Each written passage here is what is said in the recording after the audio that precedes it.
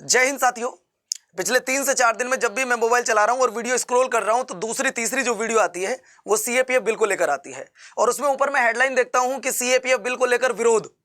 ये विरोध आम जनता भी कर रही है, विपक्ष भी कर रहा है और वो लोग भी कर रहे हैं जो जॉब में हैं, वो लोग भी कर रहे हैं जो प्राइवेट सेक्टर में है। तुम लोगों का पहला ही क्वेश्चन ये होगा कि सर ये सीएपीएफ बिल क्या है, पहला पॉइंट।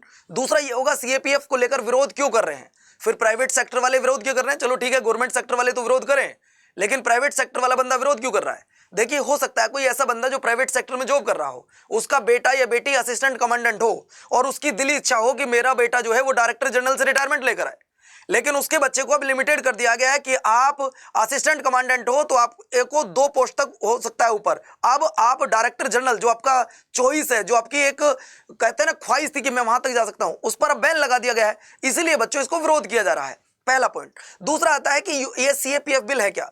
दरअसल में साल में 2 भर्ती ऐसी होती हैं जिन्हें यूपीएससी कंडक्ट कराता है। एक वो भर्ती जिसके माध्यम से आईएएस और पीसीएस बनते हैं, और सीएपीएफ के माध्यम से हमारी जो एसएसबी, बीएसएफ, सीआईएसएफ, सीआरपीएफ और आईटीबीपी है, इनमें बंदा असिस्टेंट कमांडेंट बनता है सीएपीएफ के माध्यम से। अब आखिर इसका विरोध क्यों हो रहा है। दरअसल में हमारी भारत सरकार एक बिल लेकर आई है जिस बिल का नाम है सीएपीएफ बिल। आज इसको लेकर विपक्ष विरोध कर रहा है जोरदार। अब मैं आपसे ये क्यों बोल रहा हूं कि विपक्ष जोरदार विरोध कर रहा है, ये द हिंदू की रिपोर्ट है। द हिंदू की रिपोर्ट के अनुसार विपक्ष ने केंद्रीय सशस्त्र पुलिस बलों में आईपीएस अधिकारियों की प्रतिनियुक्तियों को संहिताबद्ध करने के लिए विधेयक पेश करने की सरकार की योजना पर सवाल उठा दिए हैं।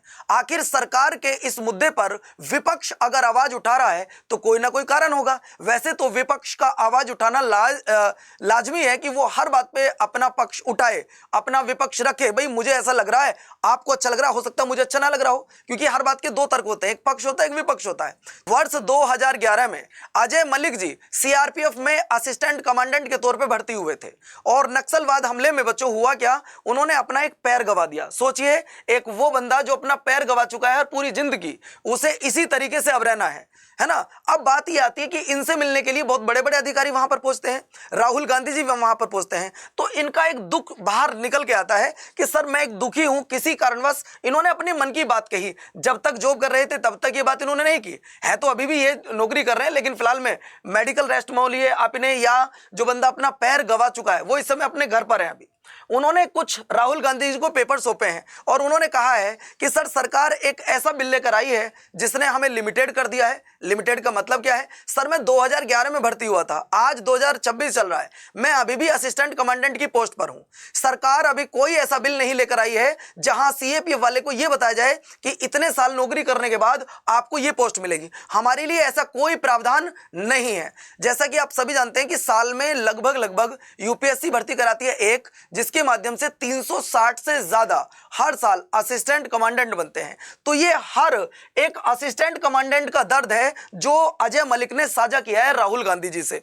इसके बाद मैं आपको आगे लेकर चलता हूं। व्हाट इज सीएपीएफ, सीएपीएफ क्या है। अगर आप सीएपीएफ की बात करते हैं, अगर आपकी पहली पोस्टिंग होती है बच्चों दोस्तों असिस्टेंट कमांडेंट की, तो असिस्टेंट कमांडेंट से आप कहां तक जा सकते थे। मैंने बताया था कि कोई ऐसा बच्चा है जो असिस्टेंट कमांडेंट बन गया है, उसके पिता की जो ख्वाहिश है वो ये थी कि मेरा बच्चा एडिशनल डायरेक्टर जनरल या डायरेक्टर जनरल बने लास्ट में। लेकिन अब उस बच्चे को लिमिटेड कर दिया है। क्या लिमिटेड किया है, अगर कोई दोस्त असिस्टेंट कमांडेंट बनता है, उसके बाद डिप्टी कमांडेंट बनता है, इसके बाद commandant, senior commandant, deputy inspector general, inspector general, additional director general और डायरेक्टर जनरल बनता है। यहां तक कोई भी दोस्त वो बन सकता था जो असिस्टेंट कमांडेंट के माध्यम से भर्ती होता था। लेकिन अब ऐसा नहीं है, क्योंकि सरकार ने एक रूल रेगुलेशन बना दिया है और इसके माध्यम से अब सीएपीएफ पर इंपैक्ट ही नहीं पड़ेगा, अब इससे उन दोस्तों पर भी इंपैक्ट पड़ेगा जो एसएससी सीपीओ के माध्यम से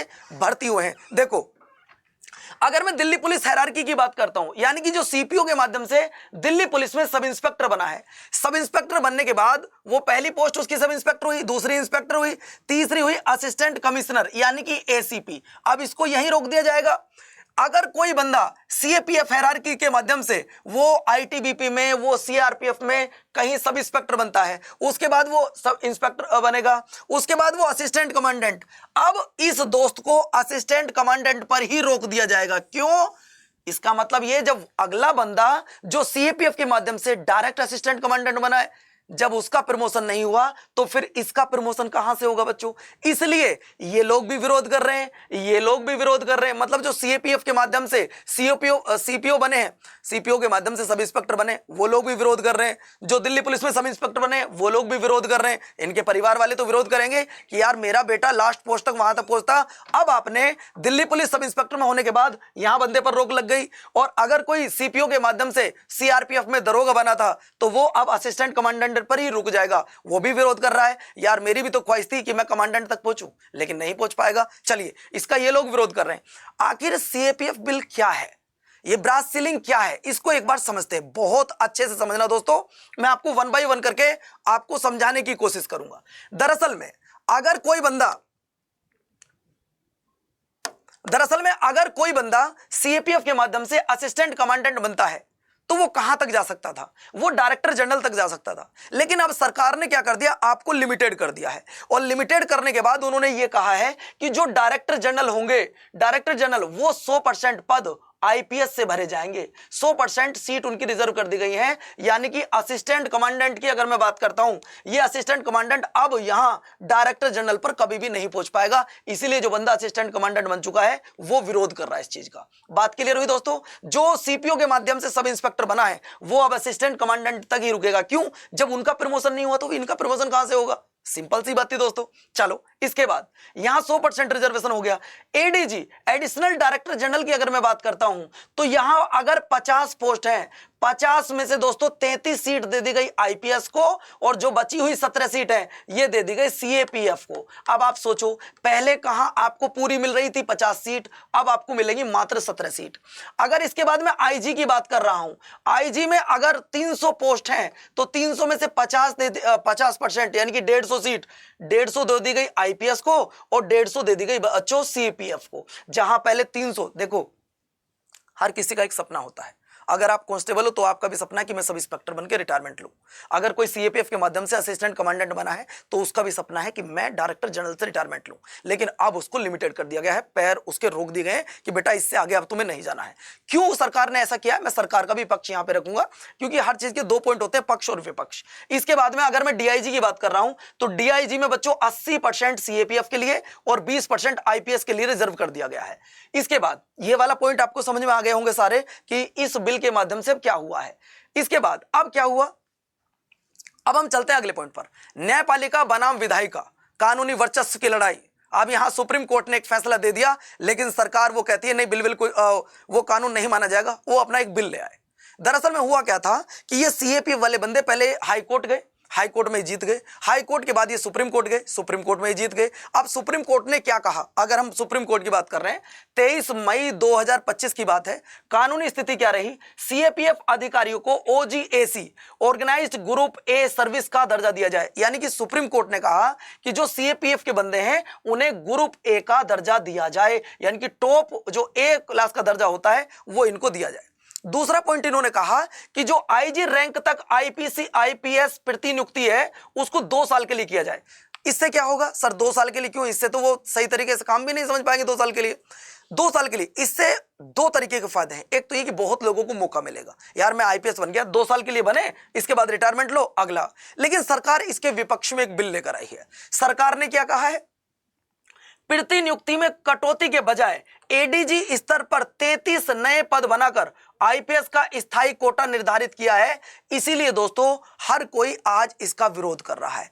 अब सरकार ऐसा कर क्यों रही है, चलो इसके बारे में समझते हैं। सरकार का क्या तर्क है, देखिए अगर कोई बंदा आईपीएस बनता है तो आईपीएस बनने के बाद उसकी जो पहली पोस्टिंग होती है वो होती है डीएसपी, और वो लास्ट जो पोस्ट है वो डीजी तक पहुंचता है, वो डायरेक्टर जनरल तक जा सकता है। सरकार इसमें क्या लॉजिक दे रही है, लॉजिक ये दे रही है कि हम चाहते हैं कि सेंट्रल गवर्नमेंट और स्टेट गवर्नमेंट का कोऑर्डिनेशन बना रहे, इसलिए जो आईपीएस है इनको मौका दो। अब सरकार ऐसा चाहती क्यों है कि आईपीएस को मौका क्यों दिया जाए? देखिए, जब कोई डीएसपी बनता है तो वो जिले में बनता है, और जो डायरेक्टर जनरल होता है वो स्टेट का मालिक होता है एक तरीके से, डायरेक्टर जनरल ऑफ पुलिस। आप लोग जैसे अगर मैं आपसे कहूं कि यूपी के डीजीपी कौन है, आप कहते हो डायरेक्टर जनरल, तुरंत नाम बताओगे सर वो है, तो वो एक आईपीएस अधिकारी थे। यानी कि वो जिले से लेके और पूरे राज्य को अच्छी तरीके से समझते हैं। इसलिए सरकार क्या कहती है, अब जरा समझिएगा। अब इस बिल को आईपीएस वर्सेस सीएपीएफ माना जा रहा है। एक तरफ आईपीएस खड़े हैं, दूसरी तरफ सीएपीएफ के अधिकारी लोग खड़े हैं। वो कह रहे हैं यार तुमने तो हमारा हाथ लिमिटेड कर दिया है, अब तुम तो हमें अधिकारी बनने ही नहीं दोगे। जो हमारा सपना था आपने तो सपना तोड़ दिया। और जब किसी का सपना टूटता है तो बच्चों पूरा घर टूटता है, ध्यान रखिएगा। इसके बाद मैं अगले पॉइंट पर लेकर आ रहा हूं।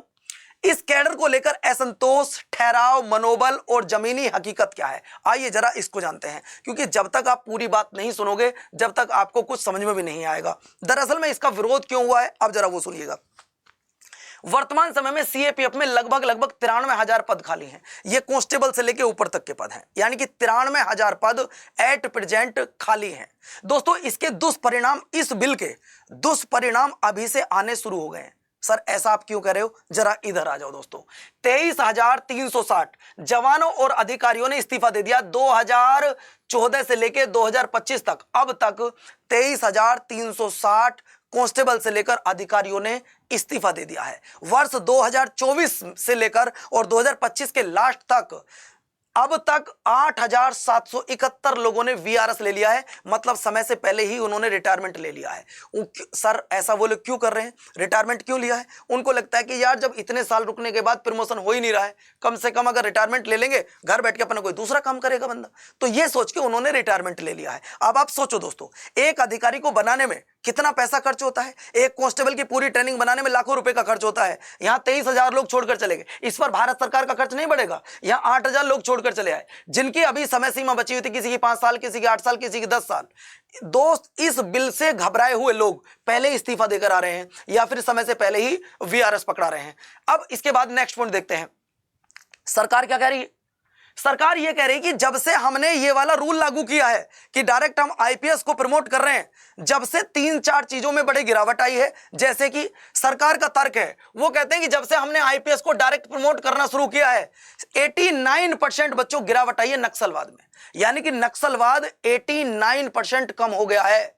2010 में जो नक्सलवाद की 1936 घटनाएं थी, वो घटनाएं अब कम रह के 2025 में मात्र 222 घटनाएं रह गई हैं। ये सरकार का तर्क है, ये मेरा तर्क नहीं है, ये सरकार का तर्क है। सरकार कहती है जो आईपीएस होता है उसे ग्राउंड से लेकर और एक जिले तक की पूरी इंफॉर्मेशन होती है, लेकिन जो सीएपीएफ में कमांडेंट लोग हैं वो जब भी बाहर निकलते हैं जब कोई युद्ध हो रहा होता है, ये नक्सलवाद जैसी घटनाएं हो रही होती हैं। वो युद्ध के समय नहीं, वो जैसे आपने देखा हो कहीं आतंकी घटना हुई हो या फिर कहीं नक्सलवाद की घटना हुई हो, वो तब निकलते हैं। ये सरकार का तर्क है, मेरा तर्क नहीं है। मैं अपने अधिकारियों पे कभी कोई तंज नहीं कर सकता हूं दोस्तों। इसके बाद अब सरकार का एक और तर्क है, उन्होंने कहा है कि नागरिक सुरक्षा बलों की मृत्यु जो पहले 91% उसमें 91% की कमी आई है। प्रभावित जिले जो 2010-12 के आसपास 36 जिले थे, वो मात्र घटकर अब 3 रह गए हैं। ये सरकार ने अपनी उपलब्धि बताई है। इसके बाद दोस्तों, ये बहुत सिंपल भाषा में मैंने आपको इस बिल को समझाने की कोशिश करी है।